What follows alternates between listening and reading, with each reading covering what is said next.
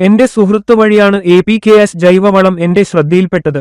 ഞാൻ 3 മുതൽ 4 വർഷമായി തണ്ണിമത്തൻ കൃഷി ചെയ്യുന്നു. 15 മുതൽ ഞാൻ അഭിമാൻ ഉപയോഗിക്കുന്നു. തണ്ട് ചീയലോ വേര് ചീയലോ ഇല്ലാതെ ചെടി നന്നായി വളർന്നു. 30-ാം ദിവസം മുതൽ ഞാൻ FL77 ഉപയോഗിച്ചു. 45-ാം ദിവസം മുതൽ ഞാൻ ഓർബിക്സ് നൽകിയപ്പോൾ ഫലം വലുതായി വളരാൻ തുടങ്ങി. തുടർന്ന് ഫലം 1/4 കിലോയിൽ നിന്ന് 1/2 കിലോയായി വളരുന്നു.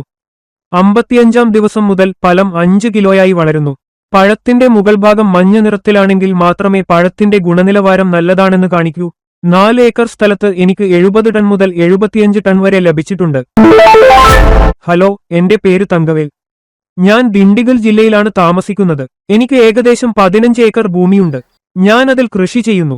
ഞങ്ങളുടെ പ്രദേശത്ത് ചോളം, തണ്ണിമത്തൻ, നിലക്കടല തുടങ്ങിയ വിളകൾ സാധാരണയായി കൃഷി ചെയ്യുന്നു. കഴിഞ്ഞ 4 വർഷമായി ഞാൻ തണ്ണിമത്തൻ കൃഷി ചെയ്യുന്നു. ആ സമയത്താണ് എന്റെ സുഹൃത്ത് വഴി APKS ജൈവവളത്തെക്കുറിച്ച് ഞാൻ അറിഞ്ഞത്. അതിനുശേഷം ഞാൻ തണ്ണിമത്തൻ കൃഷിയിൽ APKS ജൈവ വളം ഉപയോഗിക്കാൻ തുടങ്ങി. ആദ്യം ഞാൻ 4 ഏക്കർ സ്ഥലത്ത് തണ്ണിമത്തൻ നട്ടു.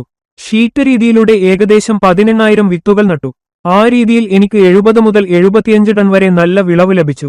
അതിനാൽ ഞാൻ വീണ്ടും ഈ രീതി ഉപയോഗിക്കാൻ തുടങ്ങി. ഈ രീതിയും നല്ല വിളവ് നൽകുമെന്ന് തോന്നുന്നു. വിത്ത് നട്ടതിന്റെ 15-ാം ദിവസം മുതൽ ഞാൻ അഭിമാൻ ഉപയോഗിക്കാൻ തുടങ്ങി. ഇതുമൂലം തണ്ട് ചീയൽ, വേര് ചീയൽ തുടങ്ങിയ പ്രശ്നങ്ങളൊന്നുമില്ലാതെ ചെടി നന്നായി വളർന്നു. പിന്നെ 30-ാം ദിവസം മുതൽ ഞാൻ FL77 ഉപയോഗിച്ചു.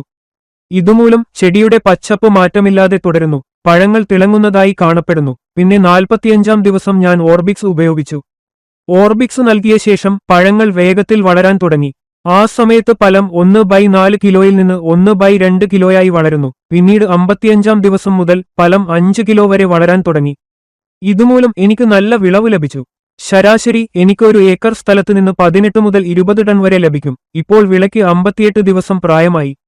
4 ദിവസത്തിനുള്ളിൽ 6 മുതൽ 1/2 കിലോഗ്രാം വരെ ഫലം വളരുമെന്ന് ഞാൻ പ്രതീക്ഷിക്കുന്നു.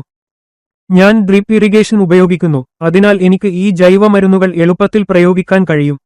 ഇതുമൂലം എനിക്ക് ദിവസം തോറും നല്ല വിളവ് ലഭിക്കുന്നു. കുറഞ്ഞത് ഒരു ചെടിയിൽ നിന്ന് കുറഞ്ഞത് 3 പഴങ്ങൾ ഉത്പാദിപ്പിക്കപ്പെടുന്നു. മാത്രമല്ല, പഴത്തിന്റെ മുകൾ ഭാഗം മഞ്ഞനിറമാണെങ്കിൽ മാത്രമേ പഴത്തിന്റെ ഗുണനിലവാരം നല്ലതാണെന്ന് അത് കാണിക്കുന്നു. മുൻവിളവെടുപ്പിനേക്കാൾ ഉയർന്ന വിളവ് ഇത്തവണ എനിക്ക് ലഭിക്കുമെന്ന് ഞാൻ പ്രതീക്ഷിക്കുന്നു. APKS ഓർഗാനിക് കമ്പനിക്ക് എന്റെ ഹൃദയംഗമമായ നന്ദി.